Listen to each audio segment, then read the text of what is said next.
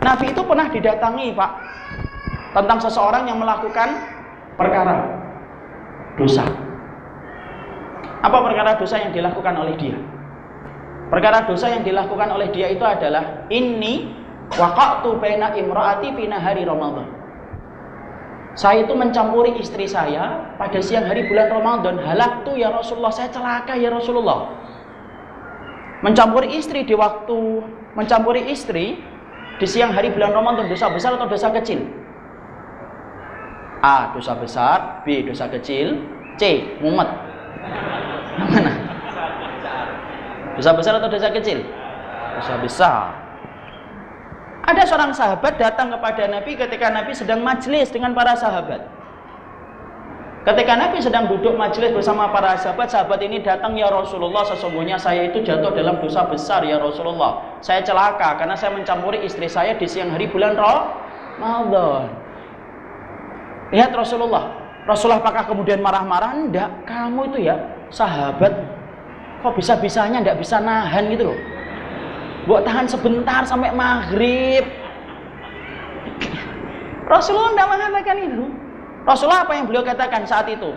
Antasuma syahraini mutadabi'aini. Ya sudah, kalau kamu sudah jatuh dalam perbuatan itu, maka kamu itu puasa saja 2 bulan berturut-turut. Sahabat itu langsung mengatakan, la utiqu anha, saya tidak mampu ya Rasulullah. Tidak kemudian nyoba dulu. Nasib langsung jawab, kamu itu ya coba dulu. Langsung jawab aja. Rasulullah tidak ngatain itu, Pak. Bapak apa nggak kagum baca riwayat itu? Betapa lembutnya Nabi, semangatnya untuk memasukkan orang ke dalam jalan surga itu sebegini besarnya itu. Sunnah itu tidak pernah menjadikan kita mengeluarkan orang dari surga, tapi semangatnya sunnah itu memasukkan orang ke dalam surganya Allah sebanyak-banyaknya. Maka Nabi mengatakan, puasa 2 bulan berturut-turut tidak kuat ya Rasul. Nabi tidak marah. Masya Allah ya kamu itu ya, kalau sudah ngerasain nikmat ya dibalas dulu. Enggak. Kemudian Rasulullah lalu mencarikan solusi yang kedua. Langsung itu, antum baca hadis yang Bukhari Muslim. Yang kedua yang disampaikan oleh Nabi saat itu apa? Nabi lalu mengatakan, yaitu kalau begitu tahrirur raqabah, kamu bebaskan budak. Ya Rasulullah, saya tidak punya uang membebaskan budak.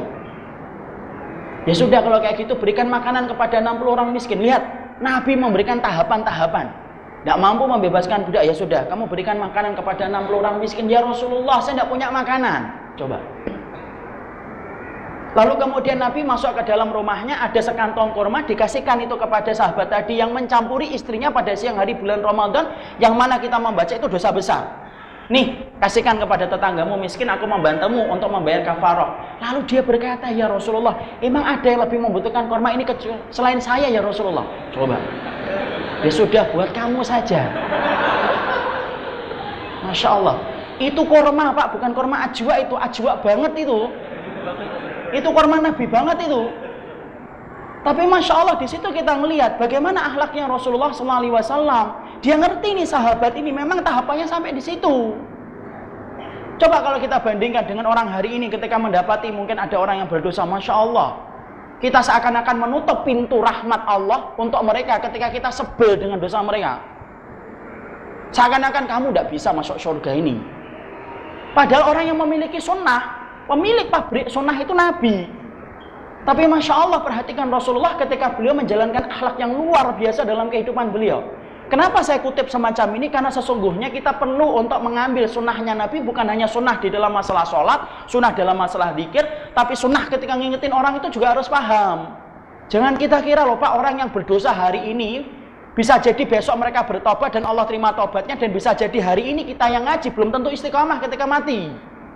Jangan nyinyir sama pelaku dosa. Kenapa? Bisa jadi mereka yang tobat, dan bisa jadi kita nggak istiqomah.